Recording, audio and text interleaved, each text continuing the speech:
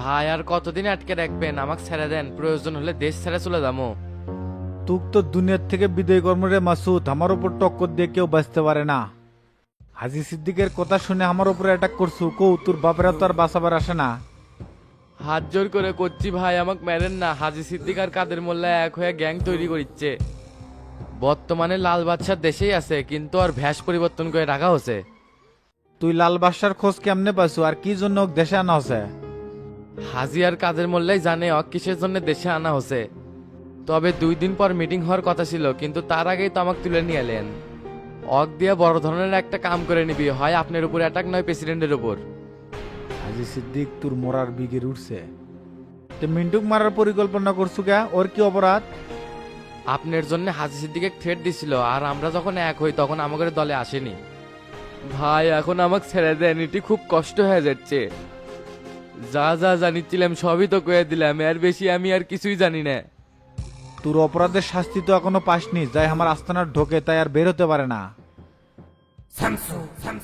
মৃত্যুর জন্য নিজেকে প্রস্তুত করে লে, তোর সময় আছে আর 48 ঘন্টা।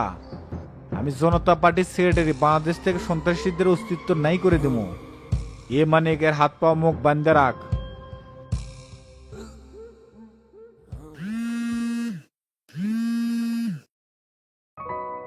হ্যালো শামসু, কই তুমি?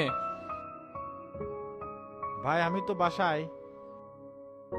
লিডার ডাকছে, তাড়াতাড়ি চলে আসো। আচ্ছা আসতেছি।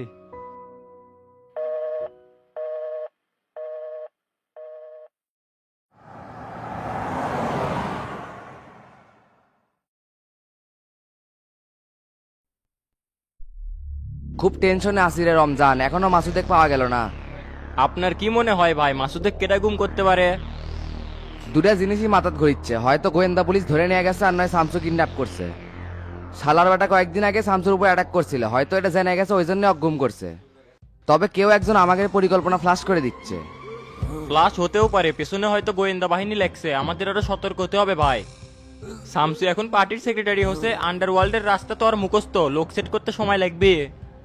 তার মধ্যে হাজি সিদ্দিক, কাদের মোল্লা, দুলু এরা যে বারবার শামসুর উপরে অ্যাটাক করবে এটা ব্যর্থ হচ্ছে, এটা তো তাই জানাই গেছে। এখন যে নিরাপত্তা বাহিনী নিয়ে ঘুরে, শামসুর আশেপাশে তো আর যাওয়া যাবে না। শামসুক মারা এখন দূরের কথা, আগে নিজের গ্রুপটা শক্ত করা লাগবে। ভালো করে নজর রাখ, কেউ মনে হয় আমাদের সাথে বেইমানি করিচ্ছে। আমাদের মেইন টার্গেট এখন মিন্টু, অক আগে সরান লাগবি। আগামীকাল লোকজন রেডি রাখিস, আর রাস্তায় অ্যাটাক দেবো।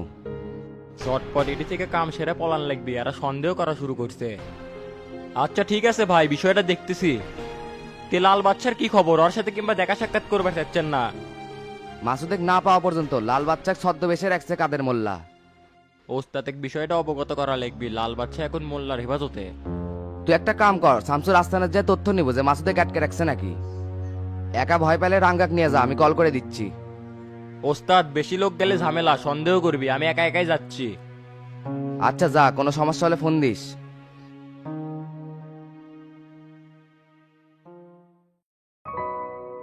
সেলিম, আন্দোলনের কি ভাব বুঝিচ্ছ? 2 দিন হলো দেখিচ্ছি নিউজ কমে গেছে। এতদিন তো প্রশাসন ঠিক মতো দায়িত্ব পালন করে নাই, যার কারণে বিরোধী দল সহিংসতা করার সাহস পাইছে। এক নেতাকে যদি মেরে ফেলতে, তাহলে সাথে সাথে 64 জেলায় শান্ত হয়ে যাবি। বিরোধী দলের পথ কত দূর সেটা আমাদের ভালো করেই জানা আছে। তাহলে অর্ডার দিয়ে দাও, যাই মাঠে নামবি তার উপরে যেন গুলি চালান হয়। ওটা আপনি শামসুক বলেন, আমি কোনো অর্ডার দিবার পারবো না লিডার, সিদ্ধান্ত ভুল হবার পারে। যেভাবে চলতেছে ইনশাল্লাহ 1 সপ্তাহের মধ্যে আন্দোলন ভ্যানিশ হয়ে যাবি। আমার কাছে এখন স্পষ্ট, হাজি সিদ্দিক আর কাদের মোল্লার জন্যই আন্দোলন তীব্র হচ্ছিল। তা না হলে বিরোধী দল 5 সপ্তাহ ধরে আন্দোলন চালাতে পারত না। আসসালামু আলাইকুম লিডার। ওয়ালাইকুম আসসালাম, বসো। তোমার তো কোনো খোঁজ খবরই নাই, তে কাজের অগ্রগতি কত দূর? এবি পার্টির কবিরের সাথে বলছিলাম আগামীকাল ফাইনাল মিটিং হবে। এর আগে নাগরিক পার্টি তরিকুলের সাথে 2-3 বার বসলাম, কাজ হয় না। আর এমন এমন শর্ত জুড়ে দেয়, মেনলে আমরা ক্ষমতাতেই থাকতে পারবো না। এবি পার্টি সহ আরো ছোট ছোট দল আসে দেখেই তো এত শর্ত দেয়। যখন দেখবি পিছনে আর কেউ নাই, তখন তরিকুল এসে আপনার পা ধরবি। এ সেলিম ভাই, কবির কি আপনাকে ফোন দিছিল? হ্যাঁ দিছিল, মিলন বলে তোমার সাথে কথা বলতে চাচ্ছা। এদের 2জনকে ম্যানেজ করতে পারলে বাকি কাজ ওরাই করবি। লিডার, মিলন আর কবিরের নামে যত মামলা আছে সব তুলে লিখবি, কারণ ওরা এখন আমাদের ট্রাম কার্ড। যা যা ভালো মনে হয় করো, তোমাকে তো সব ধরনের স্বাধীনতা দেয়াই আছে। তাহলে ওকে আসন ছেড়ে দেওয়া লাগবে, আর যেরম করে হোক এমপি বানামো। সকল ধরনের ফ্যাসিলিটি দমো, এতে করে আমাদের সাথে চুক্তিবদ্ধ হয়ে আন্দোলন থেকে সরে দাঁড়াবি। আচ্ছা অফারগুলো দাও, তাও যদি আন্দোলন থেকে বাঁচি। আমি শামসু কোবা শামসু, এই আন্দোলন দমন কর্ম, এটা আমার চ্যালেঞ্জ। এতদিন কাদের মোল্লার হাজী সিদ্দিকের জন্য আন্দোলন চলমান ছিল, তবে আপনি একটু সাবধানে থাকবেন, যে কোনো সময় আমাদের ওপর বিপদ আসতে পারে। তাহলে লিডার উঠলাম, পরে দেখা হবে। আচ্ছা যাও, দেখে শুনে থাকো। এ সেলিম ভাই ওঠেন। আচ্ছা চলো। ভাই আসসালামু আলাইকুম। ওয়ালাইকুম আসসালাম, আয় আয় সামনে এসে বসে। আচ্ছা বসতেছি।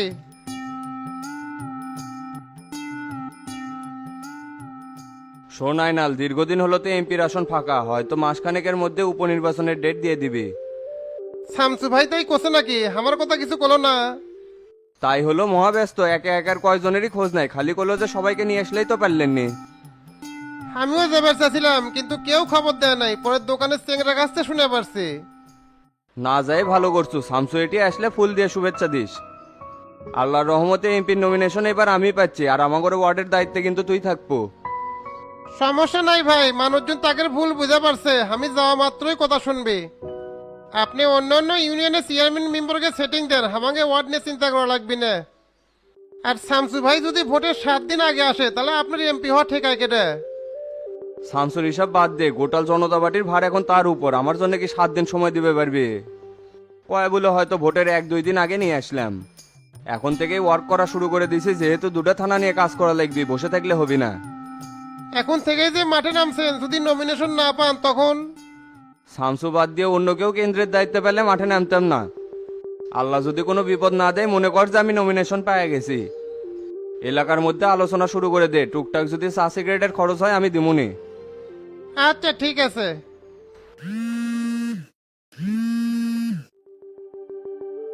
হ্যালো হাবিব ভাই, কোথায় আপনি? আমি তো বাসায়, একটু পরে বের হমু, কোনো দরকার? হিট ঠিকাদার মমিনে ফোন দিয়ে বলবেন সভাপতি ডাকছে। পয়েন্টের রাস্তার কাজের জন্য নাকি? হ রাস্তাটা ঠিক করে ফেললেই পয়েন্ট আবার চালু করা যাচ্ছে। আচ্ছা ঠিক আছে, আমি অক নিয়ে আসতেছি।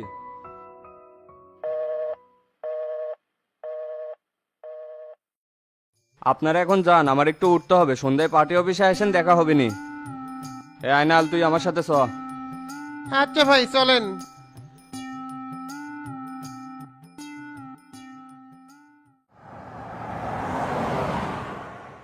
হাজী সিদ্দিক তো একের পর এক পরিকল্পনা করে যাচ্ছে আমাদের মারার জন্য। লাল বাসার বলে ফেস পরিবর্তন করে রাখছে।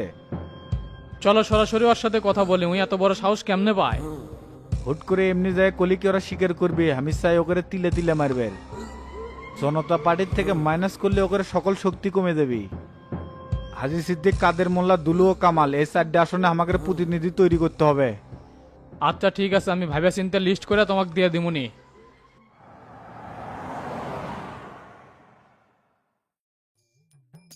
এ ভাই, আপনাকে কখন থেকে ডাকিচ্ছি, উঠিচ্ছেন না কে? ব্যান্ডেজ খুলে দিবি, ডাক্তার ডাকিচ্ছে, ওঠেন। বাথরুমে গেছিলাম, এত অস্থির হচ্ছেন কে? যান আসিচ্ছি। স্যার একটু বাইরে যাবি তো, এই জন্যেই। তোমার স্যার আমার আত্মীয়, কথাবার্তা ডাইসেলা ঠিক করো, যদি রিপোর্ট দিই না তোমার চাকরি চলে যাবি। যান যান আসিচ্ছি। লোকটার দেখে সপট আছে, আমার চাকরি বলে নট করে দিবি রে।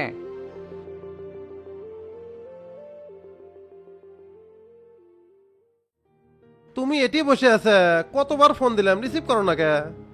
তে হামাক ফোন দিচ্ছ কে? তোমার সাথে তো আমার কোনো কথা নাই। এ হে, নেত্রী মন খারাপ করছে, সব কথা এত মাইন্ড করো কে? এক জায়গায় থাকলে দুই একটা ইয়ারকি ফাজলামি হবেই, আমরাই তো। এ এত কথা কয় না তো, আমি আছি অন্য টেনশনে। চেয়ারম্যানে ফোন দিলে খালি কয় যাচ্ছি, 3 দিন হলে আর খবর নাই। এ তোমার কি কাজ আছে আমাকে কও তো, ঠিকঠাক করে দিচ্ছি। বাসের কাম কি আর কোনছে দে হয়? তুমি এর থেকে যাও তো, তোমার উপর এমনি মন মেজাজ খারাপ হয়ে আছে বলে। আচ্ছা আমি গেলে যদি তুমি খুশি থাকো তাহলে গেলাম, আর সন্ধ্যার দিকে ফোন দিলে রিসিভ করো। সন্ধ্যেটা পরে দেখা যাবি।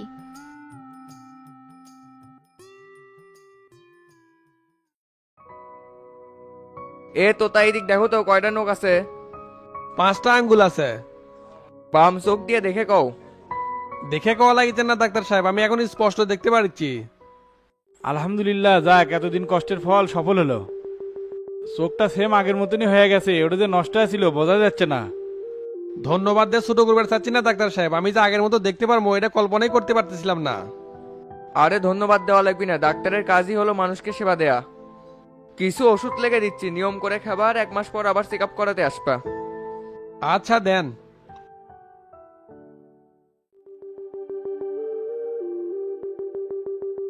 তাহলে ভাইরা কাজ তো এটকের শেষ, আমরা তো বাড়িতে যাবার পারছি।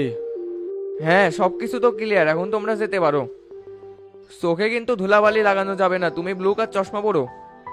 আচ্ছা এটা কিনে নেমনি। তাহলে চাচা রেডি হয়ে নেন, বাই হই। আমি তো রেডি বে, তুই যা কাপড় পরগা।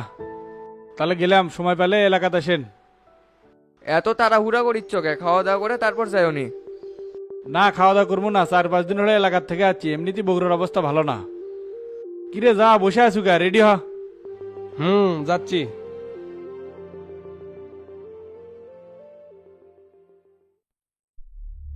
ওস্তাদ পরিস্থিতি তো ভালো না, আজাদরা অলরেডি সন্দেহ করা শুরু করছে। এজন্য সকল কার্যক্রম বন্ধ রাখছে, আর কেটা কথাগুলো লিক করে তাকে ধরার চেষ্টা করিচ্ছে। স্ক্যামাক পাঠাছে আপনি গাবতলির মাসুদেক তুলে নিয়ে যাচ্ছেন নাকি সেটা দেখার জন্য। তো এখন আমি কি করবো? তুই যে আজাদে কবু যে শামসুর আস্তানাত মাসুদেক দেখে আসছি, আরো কবু চলেন শামসুর আস্তানাতে অ্যাটাক করে ওকে তুলে আসি। তারপর ওরা যদি আসে? আসার আগে একটা নখ দেবো, এই আস্তানায় ঢুকলে আর বের হতে পারবি না। এখন পুলিশ প্রশাসন ক্ষমতা সব আমার হাতে, 2-4 ডেক মারে গুম করলেও কোনো মামলা মোকদ্দমা হবে না। তাহলে ওস্তাদ আমি যা নিউজটা দিই তাহলে আর সন্দেহ তালিকা থাকবো না। আচ্ছা যা, আর কোনো সমস্যা মনে হলে কাটে পড়িস, রিস্ক লওয়ার দরকার নাই। তুক খুব প্রয়োজন, তুক দিয়ে আরো অনেক কাজ আছে। আচ্ছা ওস্তাদ, আপনি যেভাবে বলবেন সেভাবেই হবে।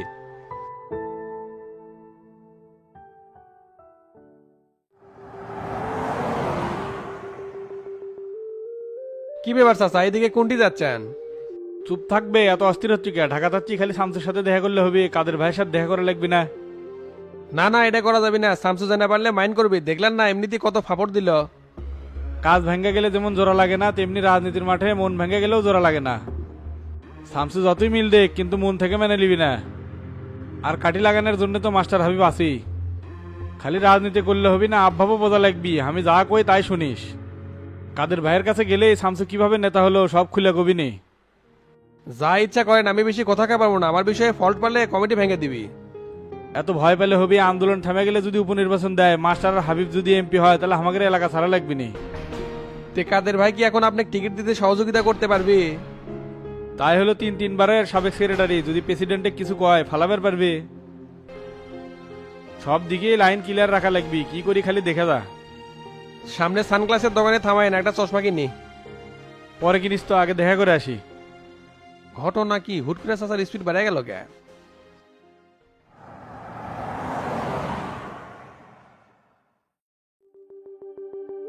গোল্লাক ফোন দিচ্ছি তাও কিংবা ধরিচ্ছে না, একবার হসে ডাকি। হাঁটতে হাঁটতে জীবন শেষ, আশপাশে কোনো গাড়িও দেখিচ্ছি না। দেখে আইনালের দোকানে যে একটা আইসক্রিম খাই।